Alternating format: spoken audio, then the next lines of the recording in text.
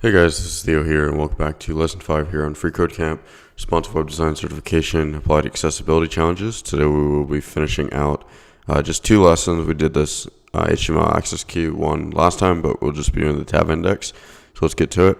So I'm just going to run this one real quick, and let me just close out of that. Cool. So use tab index to add keyboard focus to an element. So the HTML tab index attribute has three distinct functions relating to an element's keyboard focus. When it's on a tag, it indicates that element can be focused on.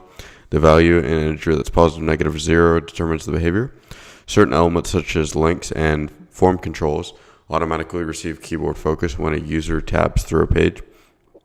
It's in the same order as the element comes in the HTML source markup. This same functionality can be given to other attributes such as div span and p tags by placing a tab index 0 attribute on them.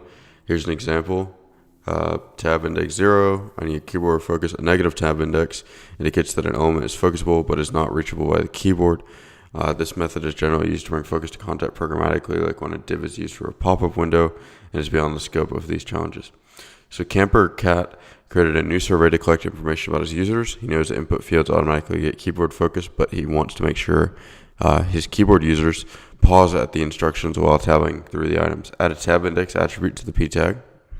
Okay, so we're going to go ahead and do that. We're going to say tab index, and we're going to give it 0. And then it also enables the focus pseudo class to work, right? So let's go ahead and run this. Good to go. And next one, use tab index to specify the order of keyboard focus. So we just talked about this, but Camper Cat has a search field on his inspirational quote page that he plans to position in the upper right corner with CSS. He wants the search input and submit input form controls be the first two items in the tab order.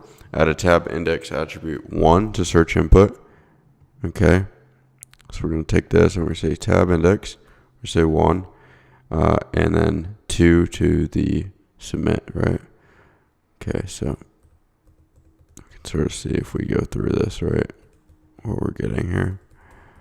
If we just keep looking on this, and then we're going to say tab index is going to be 2.